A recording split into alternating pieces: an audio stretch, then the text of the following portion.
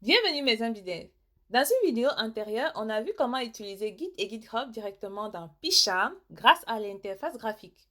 Mais cette fois-ci, on va apprendre à utiliser Git avec les commandes de Git directement à partir du terminal Git Bash. Pourquoi Git Bash? Parce qu'il permet de mieux comprendre comment Git fonctionne réellement derrière les boutons et les menus. C'est aussi la méthode la plus utilisée par les développeurs professionnels, peu importe l'éditeur de code qu'ils utilisent. Alors, dans cette vidéo, tu vas découvrir les commandes essentielles comme git init, git add, git commit, git push, git pull et bien d'autres avec des explications simples et pratiques. Alors, ouvre ton Git Bash et c'est parti.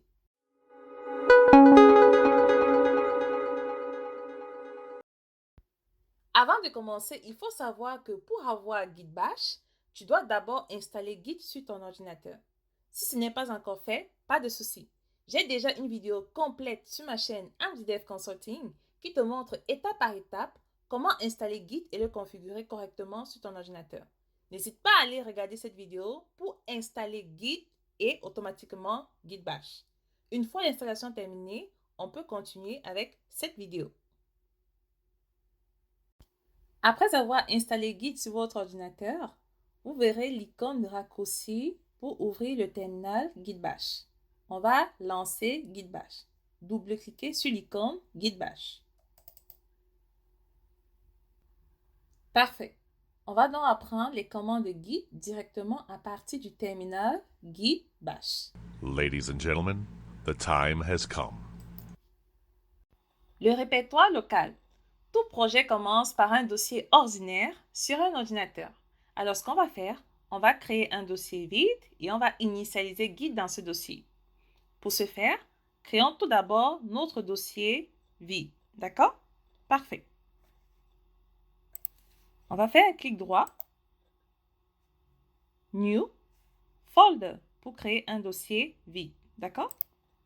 Alors, ce dossier, on va le nommer Mon site web. Parfait. On appuie sur la touche Entrée. Donc, notre dossier vide a été créé. D'accord? Parfait. Ensuite, avant d'initialiser Git vers ce dossier, nous devons d'abord ajouter le chemin d'accès vers ce dossier dans Git Bash. D'accord? Parfait. Alors, si on rouvre notre Git Bash, présentement, si on tape la commande print working directory, cette commande va afficher le chemin complet du dossier où nous nous trouvons actuellement. Alors, si on appuie sur la touche Entrée, parfait, notre Git Bash pointe vers notre dossier utilisateur. Or, nous voulons que notre Git Bash pointe vers le nouveau dossier que nous venons de créer. Alors, comment faire? On va taper la commande change directory, espace. Ensuite, on va prendre notre dossier, on va glisser et déposer. D'accord? Parfait. Ensuite, on appuie sur la touche Entrée. Parfait. Si on retape la commande print working directory, d'accord, qui permet d'afficher le chemin complet du dossier où nous nous trouvons actuellement. Parfait. Désormais, notre Git Bash pointe vers notre dossier Mon site web. Parfait. Donc maintenant, nous pouvons initialiser Git dans ce dossier. On va initialiser Git dans notre nouveau dossier. D'accord? Si on double-clique, on se rend compte que ce dossier, il est complètement vide. D'accord? Parfait. Alors, ce dossier, il est complètement vide. On va initialiser Git dans ce dossier. D'accord? Parfait. Pour l'instant, notre dossier, il est vide. D'accord? Donc, Git ignore complètement ce dossier. Pourquoi? Parce que lorsqu'on crée un dossier, tout simplement, c'est un dossier classique. Alors, on va initialiser Git dans ce dossier. D'accord? Parfait. Ici, on se rend compte que notre dossier est complètement vide. D'accord? Pour nous rassurer, on peut taper la commande ls espace-a qui justement permet d'afficher les fichiers qui sont cachés. D'accord? Si on appuie sur la touche Entrée, parfait, on se rend compte que notre dossier est complètement vide. D'accord? Parfait. Alors, on va initialiser Git dans ce dossier. Pour initialiser Git, on utilise la première commande git init. D'accord? On va taper git espace init pour initialiser Git dans ce dossier. D'accord? Parfait. On appuie sur la touche Entrée. Parfait. Donc, vous pouvez voir que un nouveau dossier .git a été ajouté dans notre dossier. D'accord? Et aussi, on a la confirmation Initialize empty Git repository dans l'emplacement actuel. D'accord? Parfait. On va agrandir cette fenêtre.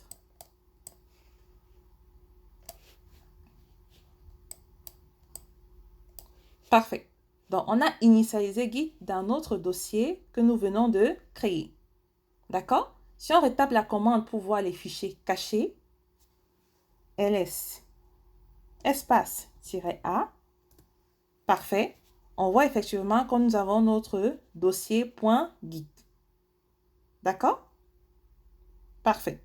Donc ici, si vous ne voyez pas ce dossier .git init, tapez la commande ls espace-a pour afficher les dossiers cachés. Parce que d'habitude, ce dossier pourrait être masqué.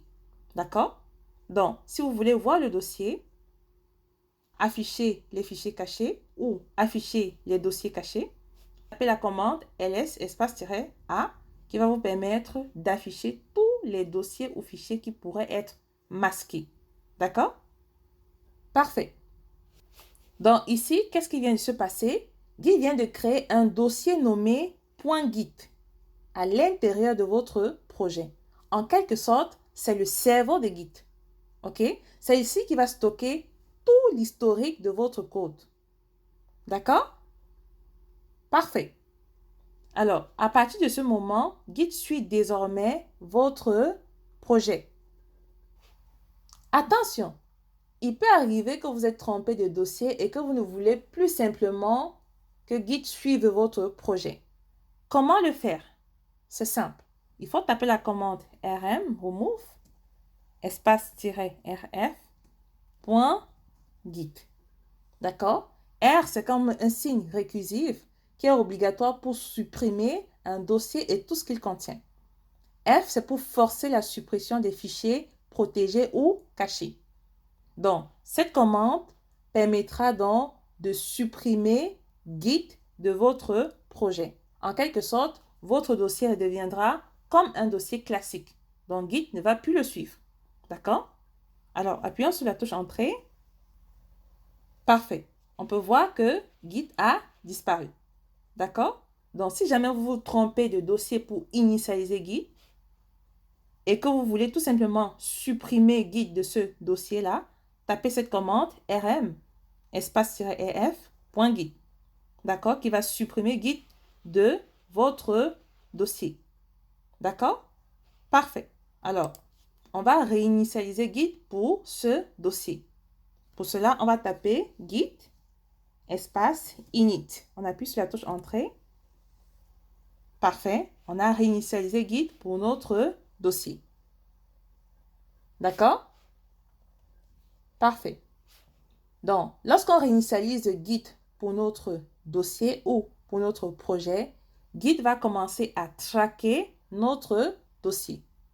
La première commande est la commande git init. Donc, git init crée un nouveau dépôt Git vide. D'accord? Concrètement, lorsqu'on tape la commande git init, elle permet de créer un dossier caché qu'on appelle .git. Ce dossier est invisible, mais contient tout l'historique et la configuration du projet. D'accord? Donc, git init permet de créer un dossier caché .git. Ensuite, active Git pour votre dossier. D'accord? Donc, désormais, votre dossier classique devient un projet qui est géré par Git. En résumé, la première commande que nous venons d'utiliser, c'est la commande git init. Git init crée un nouveau dépôt Git vide. D'accord? Elle permet de commencer à suivre les modifications des fichiers de votre projet. Concrètement, lorsqu'on tape la commande git init, qu'est-ce qu'elle va faire? Elle va créer un dossier .git qui est un dossier invisible, mais qui contient tout l'historique et la configuration du projet.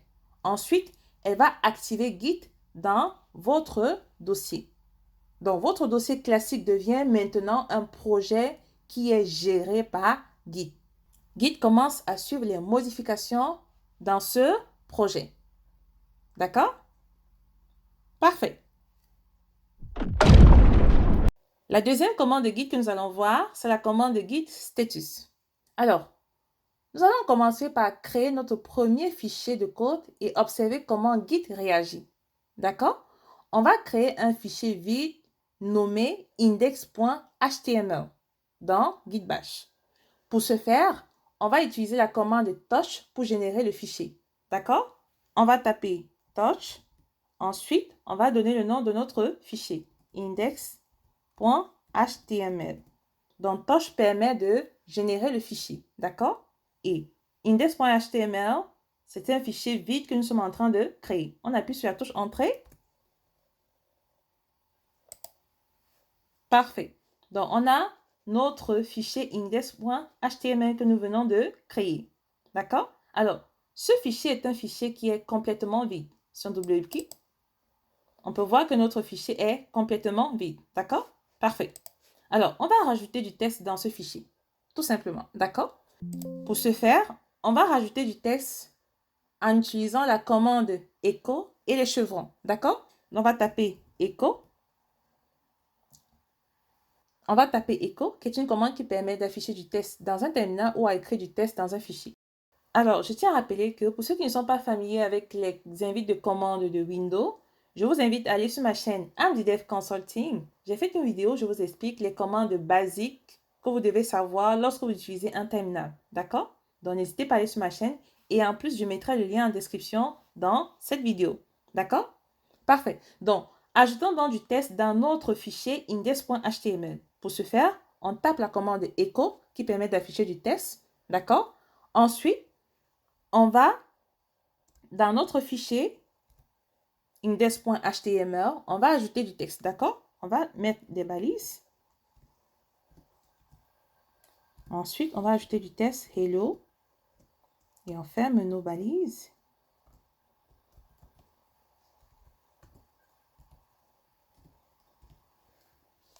Parfait. Ensuite, qu'est-ce qu'on va faire? Pour rajouter du texte dans ce fichier, on va utiliser des chevrons, des doubles chevrons. D'accord? Parfait. Et on va ajouter ce texte dans le fichier index.html. OK? Parfait. Donc, sachez tout simplement que les doubles chevrons ici vont tout simplement permettre d'écrire dans le fichier index.html. Donc, on ajoute du texte hello dans notre fichier index.html grâce au double chevron. D'accord? Parfait. On appuie sur la touche entrée du clavier. Parfait. Si on double-clique sur notre fichier, on a notre texte hello. Parfait. Alors, ici, qu'est-ce qu'on a fait? On a ajouté du texte dans notre nouveau fichier index.html que nous venons de créer. D'accord? Parfait. Alors, ici, on doit se servir de la commande git status. Pourquoi? Parce que la commande git status va nous permettre d'analyser dans notre dossier quels fichiers sont modifiés, supprimés ou non suivis. D'accord? Parfait. On va taper la deuxième commande, git status, et on appuie sur la touche entrée du clavier. Parfait. Donc, remarquez très bien, ici, on a onTrack file. D'accord? Index.html. On a onTrack file. Alors, qu'est-ce que ça veut dire? Remarquez très bien que index.html est notre fichier que nous avons créé, mais il a une couleur rouge. D'accord? Donc, le fichier index.html s'affiche en rouge sous la mention onTrack file. Le rouge signifie que Git a détecté un nouveau fichier, mais qui ne le surveille pas encore. D'accord? Donc, si vous voulez modifier ce fichier ou si vous voulez le supprimer par erreur, Git ne pourra pas vous aider. Donc, git status est une commande qui permet justement d'afficher l'état actuel de votre dossier de travail. Elle vous montre quels sont les fichiers qui ont été modifiés, ajoutés ou préparés pour le prochain commit. D'accord? Donc, parmi ces fichiers, on peut avoir les fichiers non suivis qu'on appelle des fichiers on track. OK? On track file, qui sont des fichiers qui sont en rouge. La commande Git Status est une commande qui affiche l'état actuel de votre dossier de travail. Elle montre les fichiers qui ont été soit modifiés, soit ajoutés ou préparés pour le prochain commit. Donc, en d'autres termes, la commande Git Status permet justement d'afficher l'état actuel des fichiers 1. Non suivis, qu'on appelle les fichiers on track, d'accord, qui sont d'habitude en rouge. Ce sont des fichiers qui n'ont jamais été ajoutés à Git. Donc, Git Status permet de suivre les fichiers non suivis ou les on-track files. Git Status également permet de suivre les fichiers qui ont été modifiés depuis le dernier commit. On va voir tout à l'heure qu'est-ce que c'est qu'un commit. Git Status également permet d'afficher les fichiers qui sont prêts à être ajoutés dans la zone de préparation.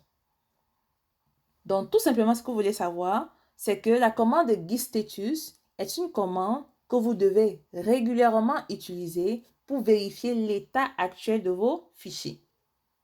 Que ce soit des fichiers qui sont non suivis, des fichiers qui sont modifiés ou les fichiers qui sont prêts à être ajoutés pour le prochain commit. D'accord? Parfait. Remarquez bien, ici on vous dit use git add et le nom de votre fichier pour inclure dans le prochain commit. D'accord? Parfait. Dans la prochaine commande, nous allons voir, c'est la commande git add. Mais avant de faire un git add, il faut toujours faire un git status pour voir l'état actuel de vos fichiers. D'accord? Parfait. Ladies and gentlemen, the time has come. La troisième commande que nous allons voir, c'est la commande git add. Pourquoi git add? Parce que parfois, tu modifies beaucoup de fichiers, mais tu ne veux pas tout sauvegarder. Alors, qu'est-ce que Git fait? Git va te donner une zone de préparation qu'on appelle le staging area. D'accord? Parfait. Donc, Git add permet justement d'envoyer les fichiers dans une zone qu'on appelle le staging area ou la zone de préparation. D'accord? Parfait. Alors, on a tapé la commande git status qui nous a permis de voir que nous avons un fichier index.html qui est en rouge. OK? C'est un fichier qui n'est pas encore ajouté dans la zone de préparation. Lorsqu'on va faire un git add, vous allez voir que notre fichier index.html va changer de couleur. D'accord? Parfait. Alors, tapons la commande git add, OK? Et on ajoute le nom de notre fichier, index.html. Donc, remarquez bien, la commande git add permettra d'ajouter le fichier index.html dans la zone de préparation encore appelée staging area. D'accord? Parfait. On appuie sur la touche entrée. Parfait. Alors, si on tape git status de nouveau pour voir l'état de nos fichiers. Parfait. On remarque que index.html a désormais une couleur verte.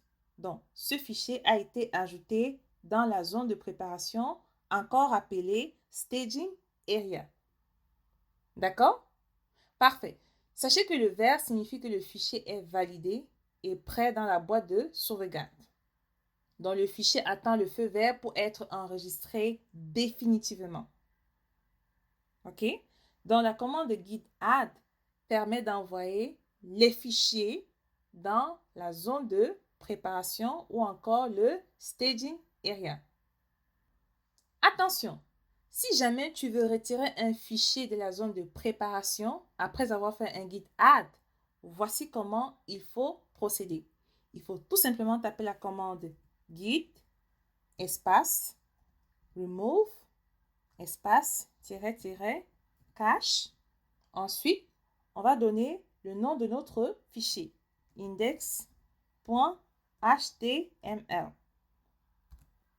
Cette commande va nous permettre justement de retirer tout simplement le fichier que nous venons d'ajouter de la zone de préparation. Alors, si on retape git status, on va voir que notre fichier redeviendra rouge. D'accord? Notre fichier est rouge. OK? Donc, si on veut ajouter dans la zone de préparation, on va tout simplement faire git add et on met le nom de notre fichier index.html. OK? Ou alors, tout simplement, on fait git add point. D'accord? Git add point permet d'ajouter tous les fichiers modifiés et les nouveaux fichiers en un seul coup. D'accord? Parfait. On appuie sur la touche Entrée. Parfait. Alors, si on refait la commande git status, parfait, on remarque tout simplement que notre fichier index.html a été ajouté dans la zone de préparation. D'accord? Parfait. Donc, git add permet tout simplement d'ajouter les fichiers dans la zone de préparation. Et si vous voulez retirer les fichiers ajoutés dans la zone de préparation, vous faites la commande git espace remove cache index.html. Ça va tout simplement retirer ce fichier-là que vous avez ajouté dans la zone de préparation. D'accord? Parfait. On continue. Mais avant, on va nettoyer notre terminal. On va taper la commande clear, tout simplement. Parfait. La prochaine étape va consister justement à créer un fichier .gitignore. D'accord? Parfait. Disons que nous voulons créer un nouveau fichier dont l'extension finit par .tsc. D'accord? On va faire un clic droit. New. File. D'accord? On va renommer notre fichier private. OK? Et à l'intérieur de ce fichier-là, tsc, on va ajouter nos mots de passe. Mot de passe égale 1, 2, 3, 4, 5. D'accord? Supposons que dans notre fichier private.txt, on ajoute un mot de passe, qui est une information sensible. D'accord? Parfait. Alors, on sauvegarde. Alors, si on fait un git status, alors on se rend compte que on a justement comme fichier non ajouté dans la zone de préparation le fichier private.txt. D'accord? Et rappelez-vous, ce fichier private.txt contient notre mot de passe. OK? Alors, quand vous tapez git status ou bien git add, Git va regarder dans votre dossier tous les fichiers. Pourtant, certains fichiers ne doivent jamais être sauvegardés dans Git. Pourquoi? Parce que ces fichiers-là contiennent des informations sensibles. D'accord? Ça peut être vos mots de passe, ça peut être vos clés API, etc. D'accord? Parfait. Donc, pour ce faire, on va donc créer un fichier .gitignore pour demander à Git d'ignorer tous les fichiers, dans notre cas, qui finissent par .txt. Comment créer ce fichier .gitignore? On va créer un nouveau fichier qu'on appelle .gitignore. Et à l'intérieur de ce fichier, on va spécifier les extensions de fichiers qui ne doivent jamais être ajoutées à Git. OK? Alors, comme tout à l'heure, on va utiliser la commande echo. D'accord? Et à l'intérieur, on va spécifier les extensions des fichiers que l'on ne veut pas voir. D'accord? étoile.txt. Donc, tous les fichiers dont l'extension finit par .txt. D'accord? Alors, on tape echo, on ajoute l'extension qui doit être dans le fichier .gitignore et on crée le fichier en utilisant les doubles chevrons et on spécifie le nom du fichier. .gitignore. D'accord? Donc, ceci permet de créer le fichier .gitignore et à l'intérieur du fichier .gitignore, on spécifie qu'on ne veut pas voir le fichier dont l'extension finit par .txt. Ou alors, on peut rajouter notre fichier private.txt. Tout simplement. D'accord? Parfait. Alors, si on appuie sur la touche Entrée, parfait. Alors, comment consulter le contenu de notre fichier .gitignore? On va tout simplement taper cat .git ignore. Parfait. Donc, à l'intérieur de notre fichier .git_ignore, on a l'extension .txt. D'accord? Donc, maintenant, si on refait la commande git status, on va tout simplement voir que private.txt ne sera plus prise en considération parce qu'on a déjà créé notre fichier .git_ignore qui va ignorer tous les fichiers dont l'extension finit par .txt. D'accord? Parfait. Alors, si on fait git status,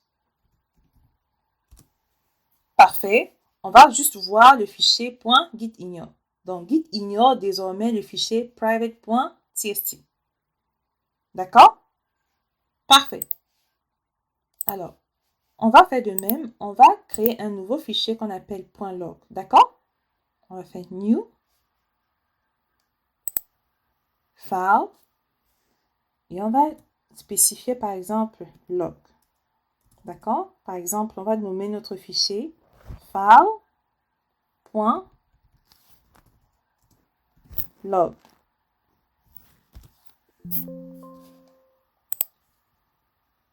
Parfait. On vient d'ajouter un nouveau fichier qu'on appelle file.log. D'accord? Alors, si on fait git status, Git identifie qu'on a un nouveau fichier qu'on appelle file.log. D'accord? Alors, les fichiers également .log, je ne veux pas que Git puisse enregistrer ou sauvegarder les modifications qui sont faites dans ces fichiers. Alors, comment faire pour demander à Git d'ignorer le fichier file.log? Tout simplement, on va le spécifier dans notre fichier .gitignore. Alors, on va taper la commande echo. OK? Et à l'intérieur, on va spécifier à Git d'ignorer le fichier dont l'extension finit par .log. D'accord? On va rajouter ça avec les chevrons dans notre fichier .gitignore. D'accord? Parfait. Alors, si on appuie sur la touche Entrée, parfait. Si on veut consulter dans le contenu de notre fichier .gitignore, 4.gitignore. Parfait. On se rend compte que dans notre fichier .gitignore, désormais, les fichiers dont l'extension finit par .txt et .log seront ignorés. Alors, comment vérifier? On retape git status. Parfait. Désormais, on a juste notre fichier .gitignore. Dans le fichier file.log, chez private.txt est complètement ignoré parce qu'ils ont été ajoutés dans notre fichier .gitignore. D'accord? Parfait. Donc maintenant, on va ajouter notre fichier .gitignore dans la zone de préparation. Tout simplement, on va taper git add.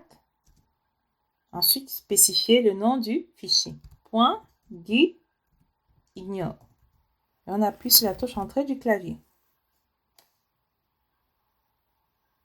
Ah, j'ai fait une faute. On va taper git add. Ensuite, on spécifie .gitignore. Parfait. Donc, si on refait git status, parfait. On a désormais notre fichier gitignore qui a été ajouté également dans la zone de préparation. D'accord? Parfait. La prochaine commande que nous allons voir, c'est git commit. Sachez qu'à partir du moment où vous faites un git add, ok, les fichiers sont ajoutés, comme on a dit, dans la zone de préparation. Lorsque vous faites git commit, en quelque sorte, Git prend automatiquement tout ce qui se trouve dans votre zone de préparation, encore appelée staging area, ok, pour sauvegarder directement et de façon permanente dans le dépôt local. D'accord? Je répète, quand vous faites un git commit, Git prend instantanément une photo, en quelque sorte un snapshot de tout ce qui se trouve dans votre zone de préparation, encore appelée staging area. Les modifications dès lors sont immédiatement transférées et enregistrées de façon permanente, je répète, de façon permanente dans le dépôt local, ok, qui est notre dossier caché .git. D'accord? Donc, git commit permet de transférer les modifications et d'enregistrer de façon permanente dans le dépôt caché .git. Alors, comment faire un git commit? Pour faire un git commit, il faut taper tout simplement la commande git espace commit espace -m pour ajouter un message et on va spécifier le contenu de notre message. D'accord? Parfait. Comme je l'ai dit dans la vidéo où je vous expliquais comment maîtriser Git et GitHub dans PyCharm, je le répète ici. Lorsque vous faites un commit, n'oubliez pas d'utiliser des préfixes. Par convention, il faut utiliser des préfixes. D'accord? Donc, l'utilisation des préfixes dans les messages de commit provient d'une convention populaire appelée Conventional Commit. Elle consiste à ajouter un mot-clé au tout début du message pour identifier instantanément la nature de la modification apportée au code. Vous pourriez utiliser les préfixes comme fit pour l'ajout d'une nouvelle fonctionnalité, fix pour la correction d'un bug, refactor pour l'amélioration du code, docs pour la modification de la documentation, style pour le formatage et l'esthétique, test pour l'ajout ou la modification des tests, core pour la maintenance et la mise à jour d'outils. D'accord? N'oubliez pas toujours à chaque commit d'utiliser un préfixe. D'accord?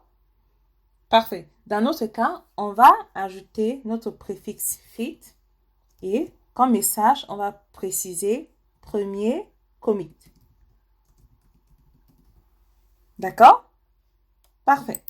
Ensuite, on va appuyer sur la touche entrée du clavier. Parfait. Donc, nos fichiers ont été ajoutés définitivement dans notre dossier .git. OK? Parfait. Donc, désormais, les modifications ont été enregistrées et sauvegardées de façon permanente. Je répète, de façon permanente dans le dépôt local. La prochaine commande que nous allons voir, c'est la commande git log. Elle permet justement d'afficher l'historique complet des commits. D'accord? Alors, on va taper git log. On appuie sur la touche entrée. Parfait. Donc, la commande git log permet justement d'afficher l'historique complet des commits. D'accord? Alors, on a notre commit que nous venons de faire et on a notre message fit mon premier commit. Attention, la commande git log ici nous permet justement de voir tous les commits qui ont été effectués. D'accord? Les commits qui ont été effectués ainsi que les auteurs, la date et l'identifiant du commit. D'accord? Donc, git log affiche l'historique complet des commits. D'accord? Parfait. Si jamais vous voulez modifier le message du tout dernier commit, comme par exemple ici nous avons écrit fit, premier commit. Si nous voulons modifier le message de ce dernier commit que nous avons fait, voici comment il faut procéder. Alors, pour modifier le message du tout dernier commit, on va taper la commande git espace commit. Ensuite, on va rajouter - amen qui justement permettra de modifier le message du tout dernier commit. Ensuite, on spécifie -m pour le message. OK? Et on ajoute notre message. Donc, on va retaper notre préfixe fit. Et cette fois-ci, on va ajouter mon premier commit. D'accord? Donc, avant, j'avais saisi premier commit. Ici, je modifie le message du dernier commit pour rajouter mon premier commit. D'accord? On appuie sur la touche entrée. Parfait. On retape la commande git log. Parfait. On peut voir que le message du tout dernier commit a été modifié. On est passé de premier commit à mon premier commit. D'accord? Parfait. Donc, git log, comme je l'ai dit, est une commande qui permet d'afficher l'historique complet des commits. Et si vous avez fait une erreur au niveau du message du tout dernier commit, vous ajustez la commande du commit en saisissant git espace commit espace amen espace -m et vous modifiez le message de votre dernier commit. D'accord? Parfait. Alors, il peut arriver que vous avez plusieurs commits que vous voulez voir et que vous voulez juste voir un historique ultra simplifié et condensé de tous les commits validés dans le projet. Alors, quelle commande il faut taper? Il faut tout simplement taper la commande git espace log espace one line. D'accord? Ceci permettra d'afficher l'historique ultra simplifié de tous les commits. D'accord? Si on appuie sur la touche entrée, parfait. Donc, on peut voir juste l'ID, ensuite le message du commit. D'accord? Parfait. Bravo! Tu viens de réaliser ton tout premier commit. Mais attention, lorsqu'on remarque sur la ligne de notre commit, on a head, ok, qui équivaut à master. Alors, qu'est-ce que ça veut dire? Tout simplement, il faut savoir que Git est en quelque sorte comme une machine à voyager dans le temps. Pour lire l'historique, il a besoin d'un repère. Et la définition de head ici est comme un pointeur qui indique où vous vous trouvez actuellement dans votre historique. Donc, Git organise votre historique comme un arbre. Par défaut, lorsque tu crées un dépôt avec Git init, Git crée automatiquement une première branche dans le temps. Par défaut, cette branche s'appelle master ou main. D'accord? Donc, pour l'instant, vous n'avez pas besoin de créer d'autres branches. Retenez tout simplement que master ou main est le nom du fil conducteur de votre projet, là où s'empilent vos commits les uns après les autres. D'accord? Parfait. La prochaine commande que nous allons voir, c'est une commande qui va nous permettre de créer une toute nouvelle branche. D'accord? Parfait. Pourquoi doit-on créer une nouvelle branche? Imaginez que votre site web fonctionne très bien sur la branche master ou la branche main. Vous voulez tester une nouvelle fonctionnalité ou ajouter une nouvelle feature. Si vous codez directement sur la branche master ou main et que vous cassez tout, votre site ne marchera plus pour vos utilisateurs. Et c'est très dangereux. D'accord? C'est pour ça qu'il est important de créer une nouvelle branche, développer les fonctionnalités sur ces branches, tester son code, s'assurer que ça fonctionne correctement avant de pousser ce code dans la branche master ou la branche main. D'accord? Alors, créer une branche main à travailler en toute sécurité sans casser la version de votre site qui fonctionne déjà. D'accord? Parfait. Donc, remarquez bien, comme je l'ai dit, head est le pointeur qui indique où vous vous trouvez actuellement dans l'historique. Et le head pointe sur le master qui est la branche principale. Alors, avant de créer une nouvelle branche, on va d'abord lister les branches qui existent déjà. Pour lister les branches qui existent déjà, tout simplement, on va taper la commande git branch. D'accord? On tape git branch et on appuie sur la touche entrée. Parfait. Donc, actuellement, on a juste une branche qui existe pour notre projet, qui est la branche master. D'accord? Et le head pointe sur le master. Maintenant, pour créer une nouvelle branche, voici comment faire. Il faut taper la commande git checkout, d'accord, espace -b. Attention, chaque fois que vous voulez créer une nouvelle branche et basculer directement sur cette branche, on va taper la commande git espace checkout, espace -b et ensuite on précise le nom de notre branche. D'accord? Comme nom de la branche, on va ajouter new branch A. D'accord? et on appuie sur la touche Entrée du clavier.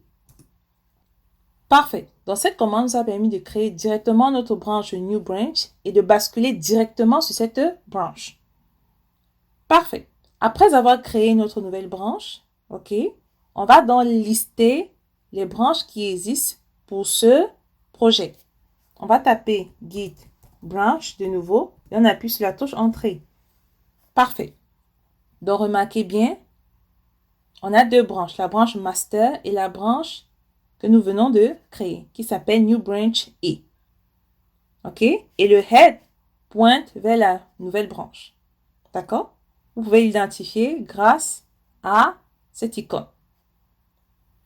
D'accord? Parfait. Donc, actuellement, nous avons deux branches. La branche master et la branche New Branch A.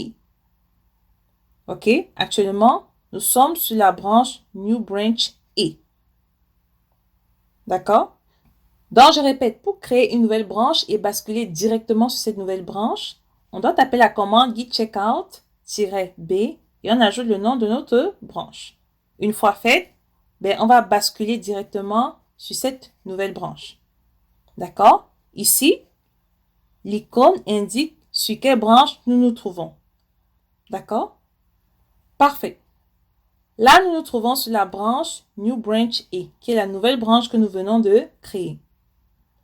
Si on veut basculer sur la branche master, qui est la branche principale, comment faire? Tout simplement, on va taper la commande git checkout et on ajoute le nom de la branche principale. Dans notre cas, c'est master. Et on appuie sur la touche Entrée. Parfait. On a switch to branch master. D'accord? Si on refait la commande git branch, on va voir que le head pointe désormais sur le master. D'accord? Donc, git checkout et le nom de la branche permet de basculer d'une branche à une autre. Par contre, si on veut créer une nouvelle branche et basculer directement sur cette branche-là, il faut utiliser cette commande. D'accord? Parfait. Alors, comme présentement nous nous trouvons sur la branche master, nous allons rebasculer dans notre branche que nous venons de créer, New Branch A, et à l'intérieur de cette branche, nous allons ajouter du code. D'accord? Parfait. Donc, présentement, nous sommes dans la branche master. Comme nous avons dit tout à l'heure, pour ajouter du code ou développer une nouvelle fonctionnalité, il faudrait que ça soit fait dans une deuxième branche qui ne soit pas la branche principale. Présentement, nous sommes donc sur la branche master. Nous allons donc rebasculer à notre nouvelle branche pour pouvoir développer de nouvelles fonctionnalités avant de merger dans la branche master. D'accord? Donc, pour rebasculer dans la branche que nous venons de créer, on va taper tout simplement git checkout, le nom de notre branche, New Branch A. Et on appuie sur la touche Entrée.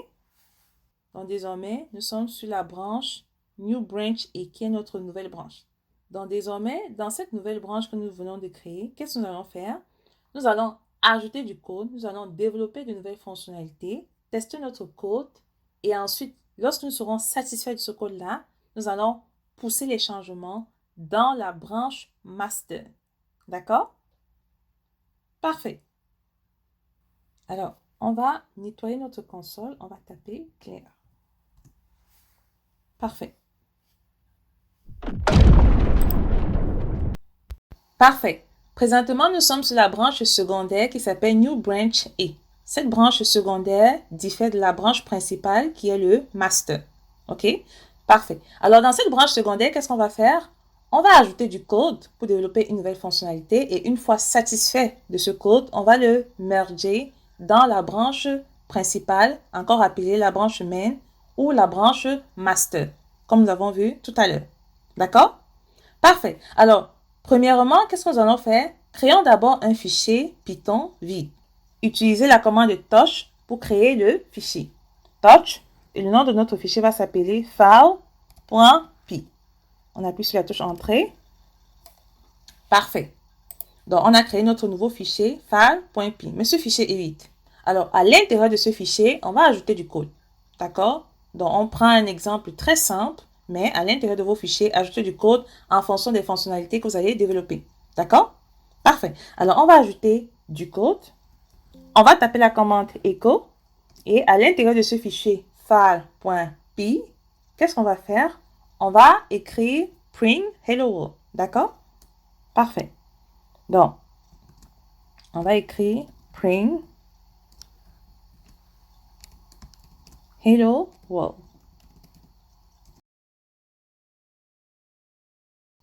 Donc, on va ajouter un code très simple. Print hello world. D'accord? Parfait. Et on doit mettre ce texte dans le fichier file.py. D'accord? Parfait. N'oubliez pas, on utilise un chevron pour ajouter du texte ou écraser du texte qui existe déjà. On ajoute 2 chevrons justement pour ajouter une deuxième ligne dans le fichier. D'accord? Parfait. Donc, on appuie sur la touche Entrée. Parfait. Alors, dans notre fichier file.py, on a ajouté Hello World. Si on veut lire le contenu de notre fichier, on tape tout simplement la commande cat. Ensuite, on tape le nom de notre fichier file.py. Parfait. Hello World. D'accord? Parfait. Alors, maintenant, si on veut exécuter notre code, parce qu'avant de merger un code dans la branche master, il faut l'exécuter pour s'assurer que ça fonctionne. Donc, exécutons notre code. Pour exécuter le code, on tape tout simplement Python. Ensuite, on ajoute le nom de notre fichier. File.py.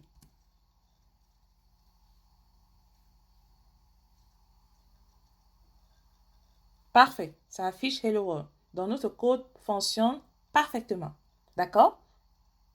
Parfait. Puisque nous sommes satisfaits de ce code qui fonctionne parfaitement, alors nous allons merger le code qui se trouve dans la branche New Branch A vers la branche principale qui est la branche Master. D'accord? Parfait. Alors, on va ajouter notre fichier file.py en zone de préparation. Parfait. Alors, premièrement, on va taper git status. Parfait. Donc, on se rend compte que file.py est on track. OK? Il faut l'ajouter dans la zone de préparation qui se trouve dans la branche New Branch A, qui est notre branche secondaire. D'accord? Parfait. Donc, actuellement, on a notre fichier file.py qui est on track. Il faut qu'on l'ajoute dans la zone de préparation. D'accord? Alors, on va utiliser la commande git add et on va ajouter le nom de notre fichier pour l'ajouter dans la zone de préparation à partir de notre branche secondaire. Donc, on va taper git add. Ensuite, file.py. Parfait. On appuie sur la touche Entrée. Parfait. Donc, on a ajouté notre fichier dans la zone de préparation. Donc, si on refait git status, le fichier aura désormais une couleur verte. Parfait. OK? Parfait. Donc, maintenant, qu'est-ce qu'on doit faire? On doit faire un commit. D'accord? Donc, comme on a expliqué tout à l'heure, pour faire un commit, on va taper git commit. OK? Espace-m pour ajouter un message. Ensuite, on ajoute notre préfixe fit et on ajoute c'est quoi le motif du commit. Il faut toujours mettre une description claire ou un message clair. D'accord? Donc, ça peut être ajout d'une nouvelle fonctionnalité.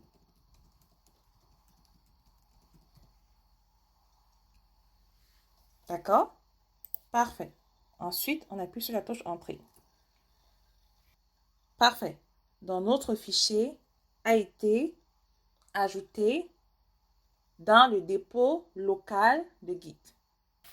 Donc, notre fichier vient d'être ajouté dans le dépôt local de Git. OK? Parfait. Alors, n'oubliez pas, nous sommes toujours sur notre branche secondaire. Parfait. Alors, pour voir la différence entre la branche secondaire et la branche master, on doit utiliser la commande git difference. D'accord? Pour voir la différence entre votre branche actuelle et une autre branche avant de fusionner, on doit taper la commande git difference. OK? Parfait. Alors, si on tape git difference, donc on va voir la différence entre la branche master et la nouvelle branche que nous avons présentement. On va taper new branch et si on appuie sur la touche entrée, parfait, on se rend compte effectivement qu'il y a une différence. Il y a un nouveau fichier file.py qui se trouve dans la branche secondaire et qui ne se trouve pas encore dans la branche master. D'accord? Alors, pour être sûr, ce que vous pouvez faire également, vous pouvez switcher de branche. D'accord? Alors, on va switcher dans la branche master. Pour cela, on tape git checkout master.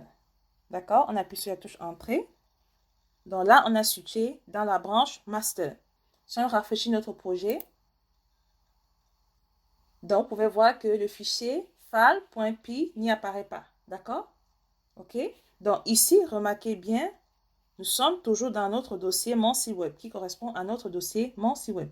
On a switché dans la branche master. Dans la branche master, actuellement, si on rafraîchit, le fichier file.py que nous venons d'ajouter n'y apparaît pas. D'accord? Alors, pour voir ce fichier file.py, il faut switcher de nouveau vers la nouvelle branche. Donc, on tape git checkout. Le nom de notre branche, new branch et. Parfait. Là, on a basculé dans la nouvelle branche, new branch et, qui est la branche secondaire. Alors, si on rafraîchit, on peut voir le fichier file.py. D'accord? Parfait. Donc, vous pouvez switcher de branche comme ça pour voir aussi des différences entre les fichiers qui existent. Donc, en switchant dans la branche New Branch A, on peut voir que le fichier file.py a été ajouté uniquement dans la branche secondaire. D'accord? Tandis que lorsqu'on a switché dans la branche master, on a vu que ce fichier file.py n'y existe pas. D'accord? Parfait. Alors, ce qu'on va faire donc présentement, on va merger, puisque nous avons testé notre code et que nous sommes satisfaits de notre code, on va merger la branche New Branch A vers la branche master. D'accord? Pour ce faire, on doit se positionner sur la branche master. D'accord? On refait git checkout master. Donc, on se repositionne sur la branche master.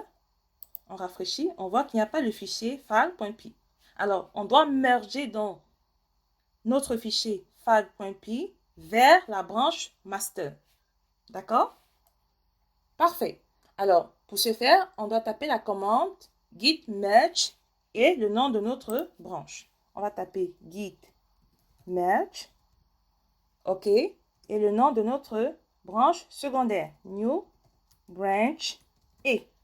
Donc, chaque fois que vous voulez merger une branche secondaire vers la branche principale ou la branche master ou encore la branche main, le head doit être positionné toujours sur la branche main ou la branche master. Et c'est à partir de là que vous tapez la commande git merge et le nom de votre branche. D'accord? Parfait. Si on appuie sur la touche entrée,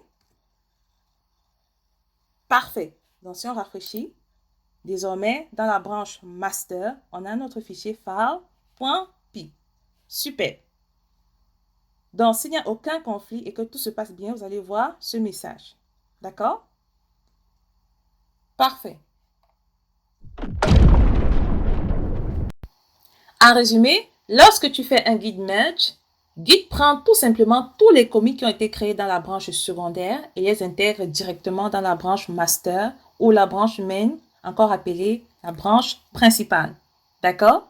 Parfait. Donc, une fois la fusion réussie, la branche secondaire ne sert plus à rien.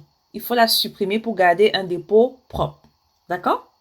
Avant de supprimer notre branche secondaire, listons de nouveau toutes les branches qui se trouvent dans notre projet. D'accord? Ici, on va cliquer sur clair pour nettoyer le terminal. Ensuite, on va taper git branch. Parfait. Donc, on a deux branches. Le master et la branche secondaire new branch A.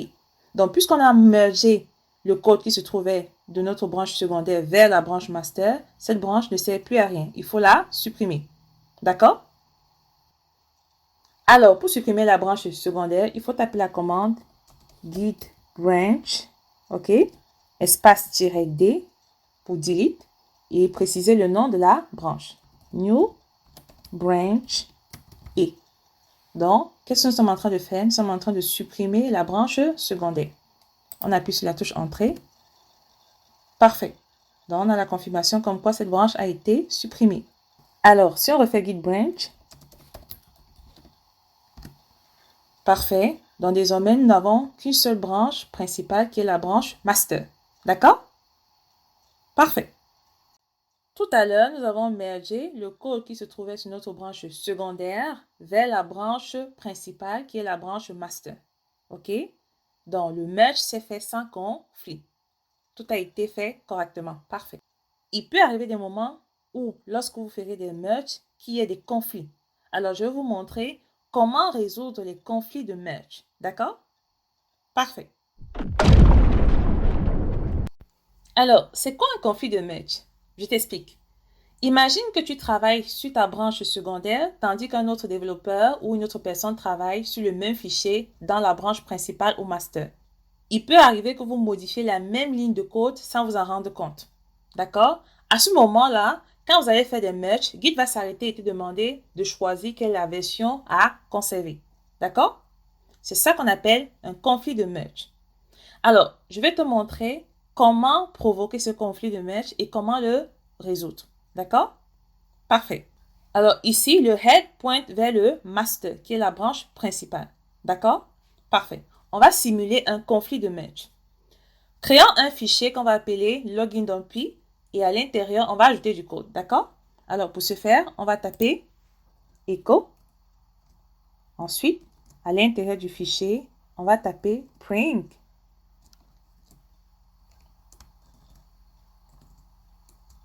On va ajouter notre test âme du dev. OK? Parfait. Donc, ce test va s'afficher dans le fichier login.py. Login.py. D'accord? Donc, ici, on crée le fichier login.py et à l'intérieur, on ajoute le message print âme du dev. D'accord? Parfait. On a créé notre fichier qui contient le test print âme du dev. Comme on a vu tout à l'heure, il faut toujours faire git status, ensuite git add, ensuite git commit. D'accord? Si on fait git status, on peut voir que notre fichier login.py n'a pas encore été ajouté dans la zone de préparation. Donc, on va faire un git add pour ajouter ce fichier-là dans la zone de préparation. D'accord? Parfait. Donc, on va taper git add notre fichier login.py. Parfait. Donc, une fois nous avons ajouté notre fichier dans la zone de préparation, on va faire un commit. On tape git commit, on va ajouter notre message et ensuite, on va préciser le message du commit. Donc, on va taper commit initial sur master. Donc, on est en train de faire un premier commit sur le master. D'accord? Parfait. On appuie sur la touche Entrée. Parfait. Donc, présentement, nous avons ajouté notre fichier login.py que nous venons de créer dans la branche master. D'accord? Parfait. Alors, ce qu'on va faire maintenant, nous allons nous créer une nouvelle branche secondaire. D'accord? Parfait. Alors, pour créer une nouvelle branche secondaire, comme on a dit, on tape git checkout. D'accord? Espace -b pour créer la nouvelle branche secondaire et basculer directement sur cette branche-là. Et on va donner le nom de notre branche. Secondary branch. Parfait. Donc, on crée notre nouvelle branche et on bascule directement sur cette branche-là. D'accord? Parfait. On appuie sur la touche Entrée. Parfait. Présentement, nous sommes sur la branche secondaire. D'accord? Parfait. Alors, étant sur la branche secondaire, on va modifier le même fichier login.py. OK? Parce que lorsqu'on crée une branche secondaire, automatiquement, ça copie tous les fichiers qui se trouvent déjà dans la branche principale. D'accord? Parfait. Alors, Dans la branche secondaire, qu'est-ce qu'on va faire? On va modifier le fichier login.py. D'accord? Parfait. Alors, pour modifier ce fichier login.py, on va taper echo. Ensuite, on va ajouter plutôt le test. Print. Et à l'intérieur, on va mettre hi Ange. D'accord? Et ensuite, on va mettre un chevron. N'oubliez pas, comme je l'ai dit tout à l'heure, ceci va permettre de modifier ou de remplacer ce qui se trouve dans le fichier actuel. D'accord? Parfait. Alors, on va remplacer le test âme du dev par hi Ange. D'accord? Et on va le remplacer dans quel fichier? Dans le fichier login.py. On appuie sur la touche entrée. Parfait. Donc, n'oubliez pas, nous sommes sur la branche secondaire. Chaque modification qui est faite sur cette branche secondaire suit les mêmes étapes. Git status, git add, git commit. D'accord? Parfait. On va faire git status. Donc, on a la confirmation comme quoi notre fichier a été modifié. Ensuite, git add login.py pour l'ajouter dans la zone de préparation. Parfait. Ensuite, on va faire un git commit. D'accord?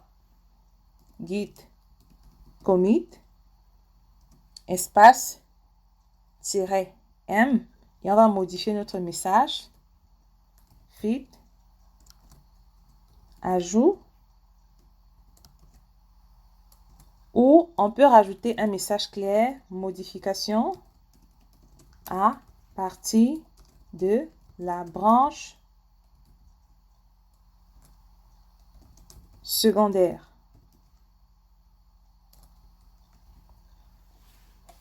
Parfait. On appuie sur la touche entrée.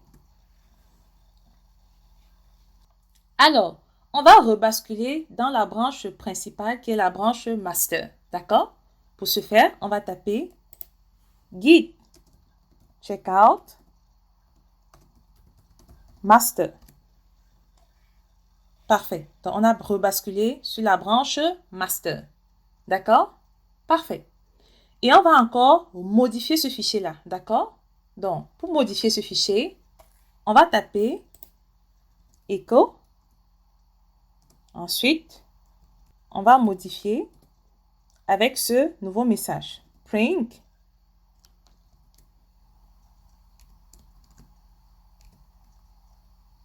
Bienvenue sur ma chaîne. OK? On va modifier le fichier login.py. D'accord? Parfait. Ensuite, on fait git status. Parfait. Ensuite, git add login.py.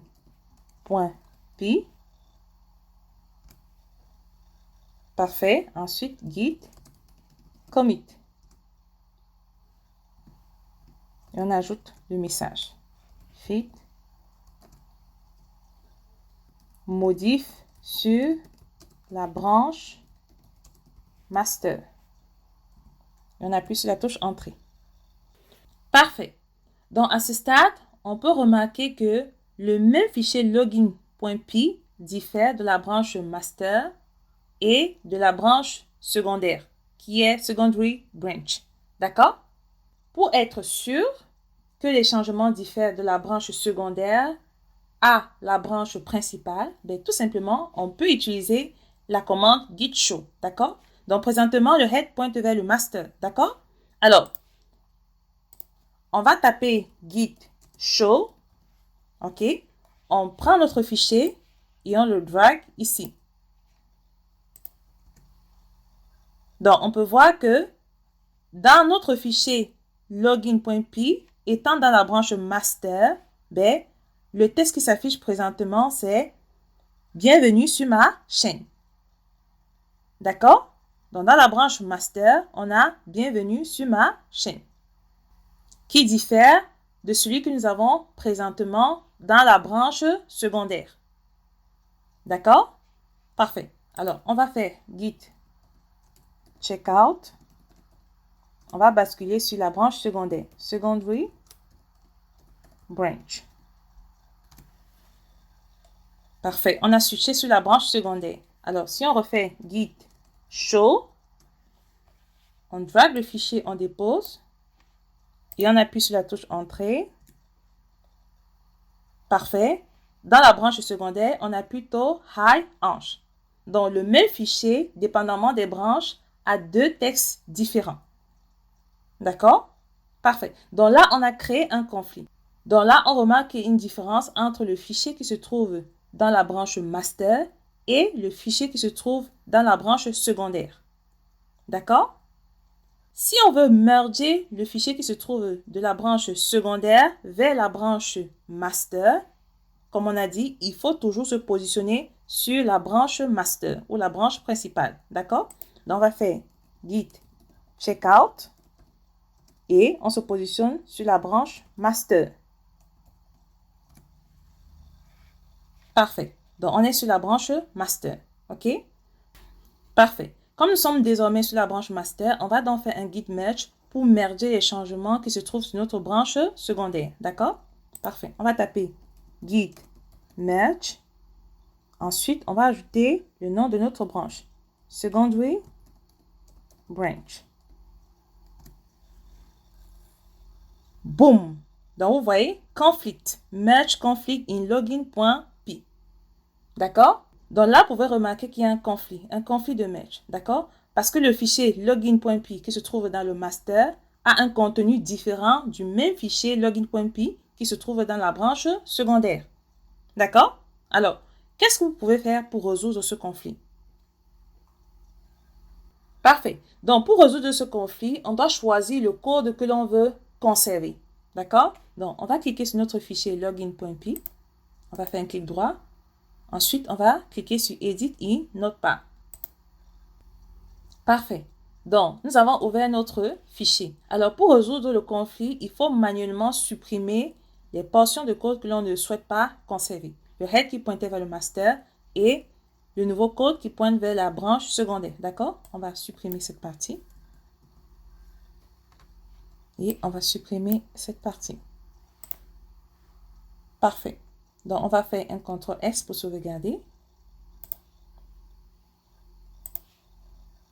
Parfait. Donc, une fois c'est fait, on va revenir sur notre éditeur et on va retaper la même commande. D'accord? Donc, on est positionné dans la branche master, dans le head pointe vers le master. Et on tape la commande git merge. Et on ajoute le nom de notre branche secondaire. Secondary branch. Et on appuie sur la touche entrée. OK, ici, il y a un problème. OK? On a l'erreur merging is not possible because you have unmerged file. Qu'est-ce que ça veut dire? En d'autres termes, le fichier login.py contient déjà les balises de conflit. Donc, pour terminer la fusion, ce qu'on va faire, on va se rassurer qu'on en a supprimé toutes les balises. Ensuite, on va faire un git add. Et ensuite, on va faire un git commit. D'accord? Parfait. Alors, on va recliquer sur notre fichier. Edit in Notepad. Parfait. On a supprimé toutes les balises. Parfait. Ensuite, on refait un git add. Git add, le nom du fichier login.py.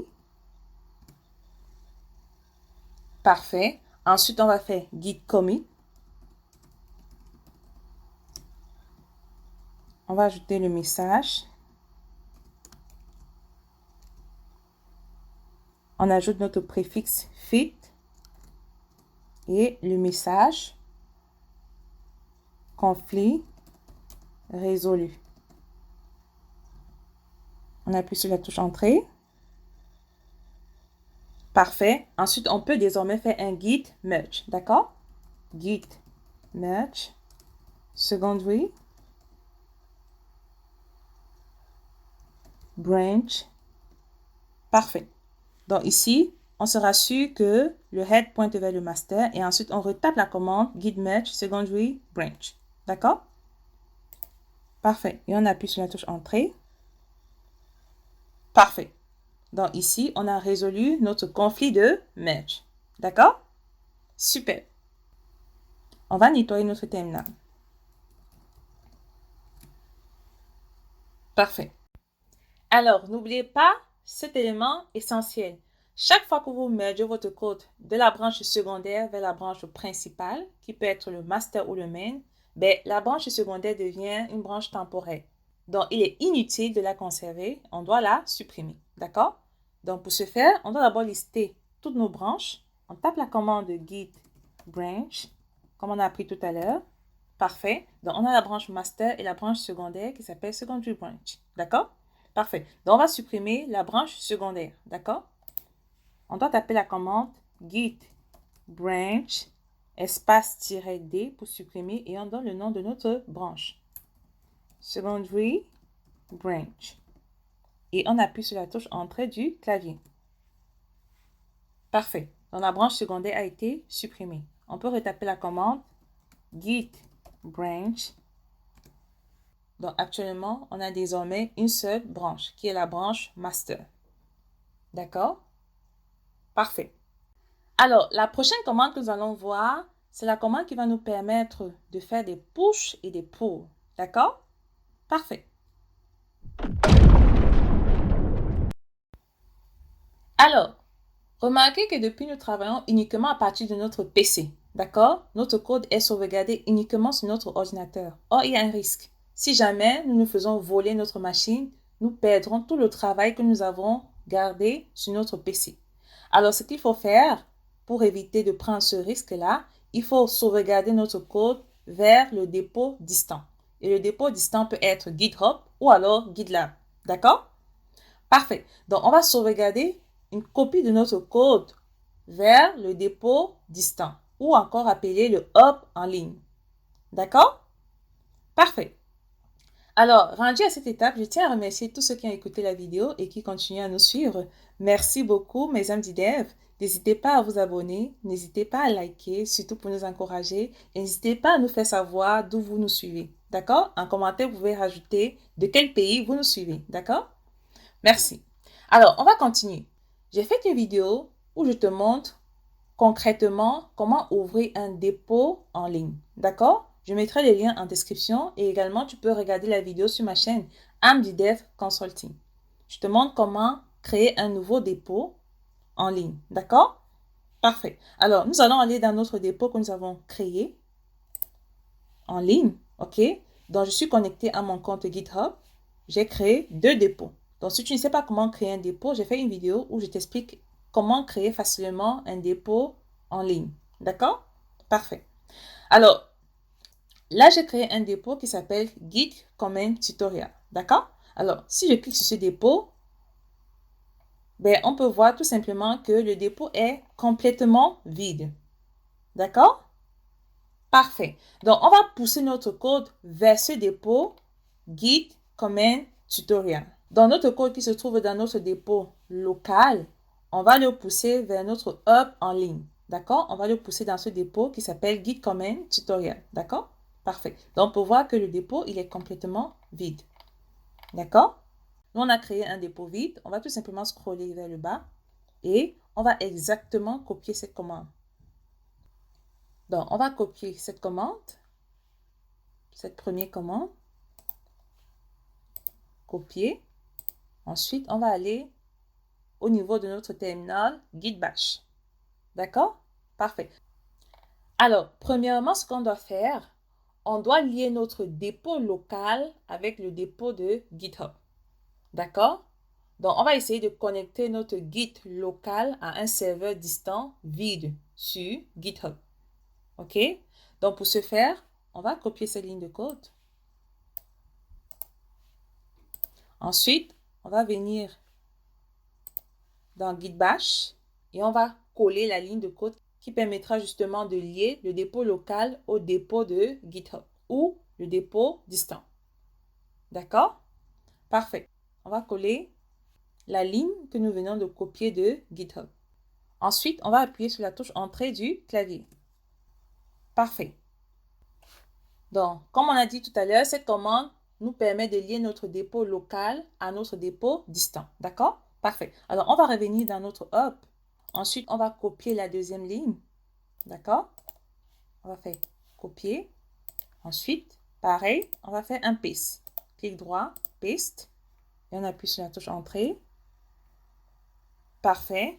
Ensuite, on va revenir. Et on va pousser notre code vers la branche main. D'accord? Parfait. Remarquez bien, avant, nous avions la branche master en local. Lorsqu'on a tapé la commande, tout simplement, master s'est transformé en main. D'accord?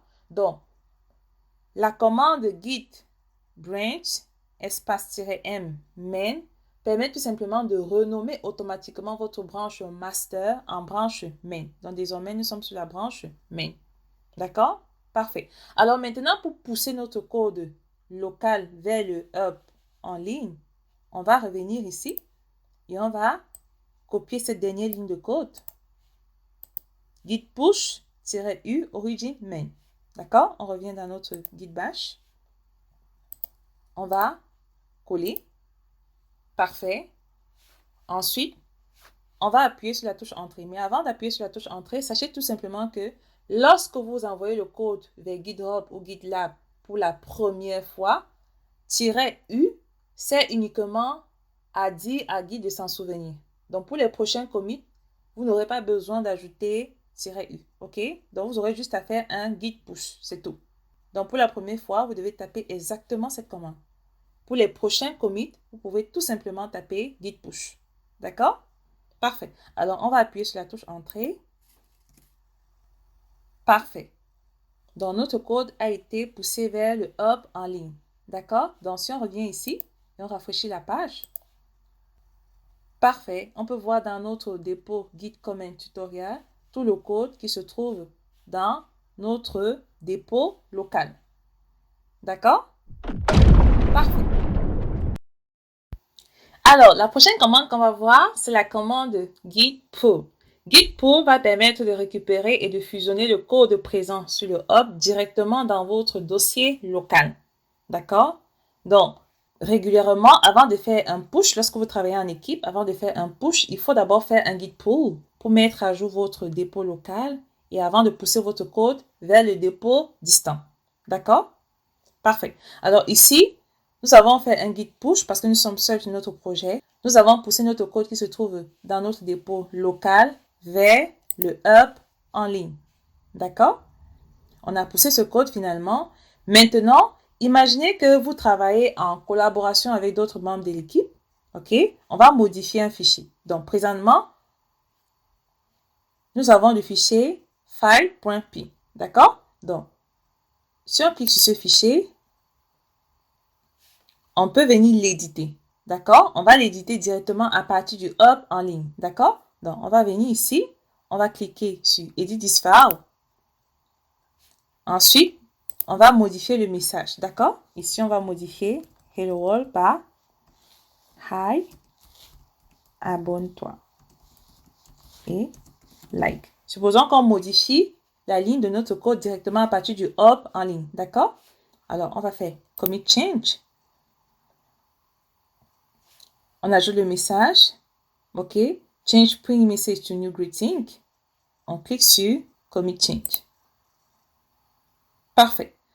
Donc, désormais, la modification qui a été faite dans le dépôt en ligne n'est pas encore appliquée dans notre fichier qui se trouve dans le dépôt local. Donc, ici, on a modifié le fichier file.py dans le hub en ligne.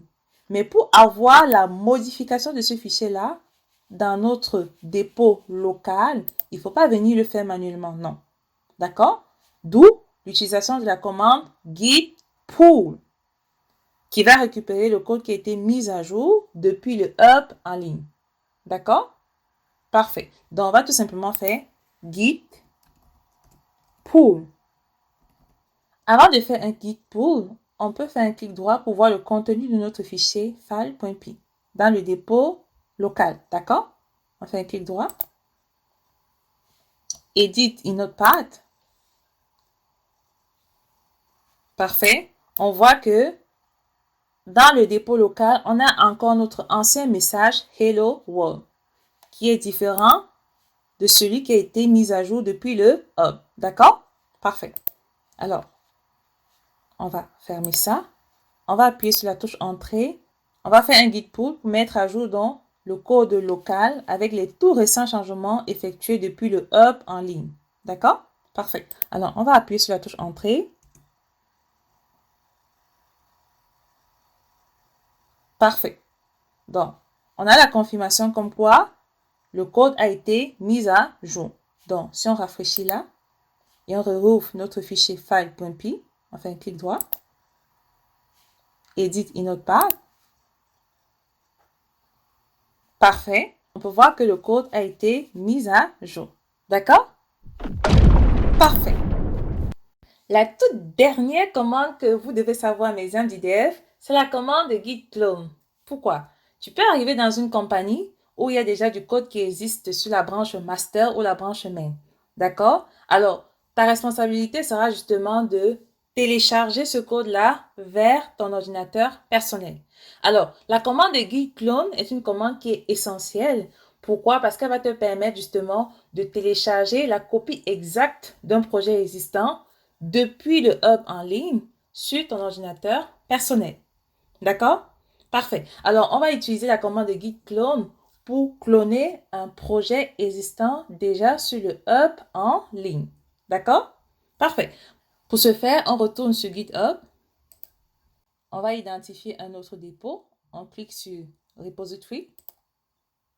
Et on va aller vers ce dépôt. D'accord? On va cliquer là.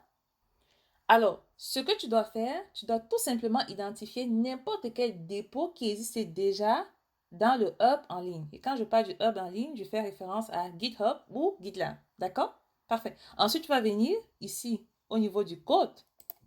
Parfait. Ensuite, tu vas sélectionner SSH. Ensuite, tu vas copier le lien SSH. D'accord? Donc, dans une vidéo sur ma chaîne AmDuDev Consulting, je t'explique pourquoi il est préférable d'utiliser le lien SSH versus le lien HTTP. D'accord? On va copier le lien SSH. Parfait. Ensuite, on va revenir dans notre git bash et on va cloner ce dépôt. D'accord? Donc, on revient au niveau de notre terminal et on va cloner notre dépôt. Mais attention, ici, on ne veut pas cloner notre dépôt dans un autre dépôt. OK? Ici, nous sommes encore dans le dossier mon site web. D'accord? Alors, ce qu'on va faire, on va se créer un nouveau dossier. On doit changer de répertoire parce qu'on ne veut pas cloner un dépôt dans un autre dépôt. Donc, on va se créer d'abord un tout nouveau dossier. New folder qu'on va appeler dépôt du hub. D'accord? Donc, on se crée un nouveau dossier. D'accord? On appelle dépôt du hub. Et ce dossier, il est vide. D'accord? Alors, parfait. Donc ici, comme on ne peut pas cloner un dépôt dans un autre dépôt, on doit changer de répertoire. Donc, on va taper la commande Change Directory.